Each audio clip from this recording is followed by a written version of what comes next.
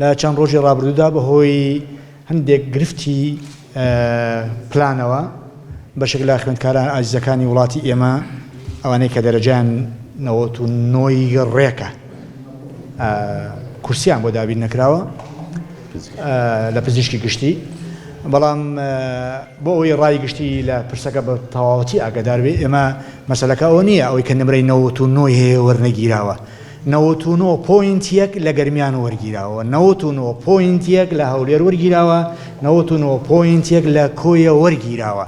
یعنی تەنها ئەوانە وەرنەگیراون کە خشت 99یان هەیە کە ڕێژەکەیان زۆر نیە خۆشبەختانە 50-60 کەسە و دەمێ ئەوەش بە ئێوەی بەڕێز بڵێم کە لە دووەک هیچ جۆرە گرفتێکمان نیە، نەک گرفتمانی بەڵکو لەوێ خوێندکار بە 98 شۆرگیراوە. بۆیە ئەو دەنگۆیی کە لە یان ئەو ناڕەزایەتیە ئەو گلەیە کە بەشێک لە کوڕکچانی وڵاتی خۆمان خوشکبراکانمان کە 99یان هەیە وەرنەگیراون، من بەش بە حاڵی خۆم ڕەوایەتێک لە داواکارەکەیان دەبینم و لەگەڵ برایانشمان لە ئەنجومەنی وەزارەت پێشتریش زۆر تاکیدمان لەوە کردو کە بە گوێرەی ئیمکان ئەوەندەی کە ئەکرێ پلانی زانکۆکان زیاد بکرێ، پلانی زانکۆ بەتایبەتی پلانی کۆمەڵی پزیشکی و بەتایبەتی کۆلێژەکانی دەرمانسازی و دانسازی و پزیشکی گشتی.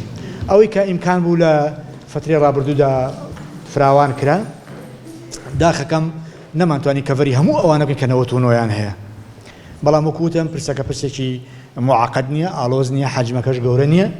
ئێمە لە چەند ڕۆژی داهاتوودا زانکۆ بەڕێزەکان ئەنجومەنی زانکۆ بەڕێزەکان خۆیان دیراسە دەکەن و پێم وایە تا ڕۆژی یەکشەمە مقتەرەحات و پێشنیاری زانکۆکانمان بەدەست دەکەن، بەدەی مەخلوسیشتان دەی بەمە ناو ئەنجومەنی وەزارەت.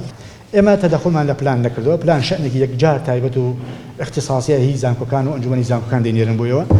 چەند جارێک خۆم کە پلانەکە لە مەشکەمتر بوو داوام لێکردن زەختم لێکردوون تکاتان لێ دەکەم ڕەچاوی بارودۆخەکە بکەین، مناڵی هەژار و فەقیر و ئەوانە لە بەرچاوگیر نەکەونە سەرجادە، ئەمانیش بە ئەوەندەی کە توانیوانە زیادیان کردووە. عیلاجەکە بۆ ئەم ساڵ ڕەنگە بتوەکوتم توانین هاوکار عیلاجێ بدۆزینەوە، بەڵام دڵنیاتانەکە کێشەکە لەمە گەورەترە، هەتە نە کۆلێژی پزیشکی نییە. من ئێستا کاکتۆر خەتاب ڕەنگەندی ئاماتان بۆ بکەنەوە یانە ئیستیغراب بکەن کە ئەوەنە دەرەجەی بەرز هاتووە.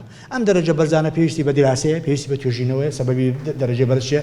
ئەگەر دەرەجە بەرزەکان بە مەبنای مەعریفە و زانست و پۆتانسیێڵی خوێندکار و قوتابیانی ئێمە بێ زۆر جێگەی دڵخۆشیە، بەڵام دڵنیاتانەکەم ئەوە نییە.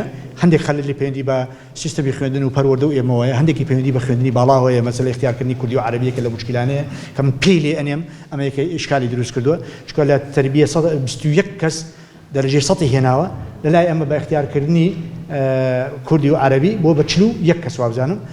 ینی دیسانەوە زۆرە، من پێم وانێ لە یابانیشە کەس بتوانێت 40 ساڵ بێنێ 21 ساڵ بێنێ و لە دنیای ئەمە جارە من تەڵەبە بوون، هەمووتان تەڵەبە بوون نەزانن، ینی باش ساڵانی یەکەم دەرەجەی یەکەم 89 بووە. ئێستا گەر باسی 90 و 95 و 90 بوون هەزارانە، ئێستا کاکتۆر خەتاب دێ هەندێک ڕقمتان بۆ خوێنێتەوە لاتان دێنێ. یعنی بۆ یاڵێم تەنها کۆلێژی پزیشکی نیە، ئەو کۆلێژی پزیشکیمان چارەسەر ئەی مشوێنەکانی تر ئەیان دەسە چۆن چارەسەرەکەین، ئەی دان چۆن چارەسەرەکەین، دەرمانسازی چۆن چارەسەرەکەین، پەرستاری چۆن چارەسەرەکەین، شیکاری نەخۆشیەکان چۆن چارەسەرەکەین. بۆیە ئەڵێم لە بەردەم وەڵام دانەوە ئەو پرسیارین ئایا ئەمانەوێ ڕێکی بخەینەوە، چاکی بکەین، خۆمان چاک بکەین، خۆمان ئامادە بکەین، سیستەمی خوێندن بەرمەبنای معایر و ستانداردی دنیای مۆدێرن ڕێک بخەینەوە. ئەوەیە من دوای ئەوەی داواکاری ئەنجومەنی زانکۆکانمان بۆ دێ من ناتوان بەتەنیا بڕا بدەم، بەڵام وەکوتم مدافع بم لەسەر قەزەکان، ئەوەی بەمە ئەنجومەنی وەزارەتی بەڕێز دێوە هیوادارم بتوانین چارەسەری ئەو چەند کورسیە بکەین کە 99 ماونەتەوە. دەرچوانی ناوچە دابڕێنراوەکانی کەرکووک و خانەقین و شنگال ئەمانەش وەرەگیرێن لە زانکۆکان، یەکەمەکانی پەیمانگا، یەکەمەکانی بەشەکانی بایۆلۆجی و ڤێتەرنەری و ئەمانە هەمووی ئەچێ بۆ کۆلیژی پزیشکی. بۆ نمونە یان بۆیە ژمارەی کۆلیژی پزیشکی ئەگەر لە هەولێری پزیشکی سیرکەین، ئەگەر لە زانکۆی سلێمانی سیرکەین لە 200 تێپەڕێ. بۆیە تەنها ئەم ژمارە نییە کە وەکراوەکە ئەڵێن کەم کراوە کەم نەکراوەتەوە، بە تاکید لە ژمارەی ساڵی ڕابردوو ئەگە زیاتر نەبێ کەمتر نابێت.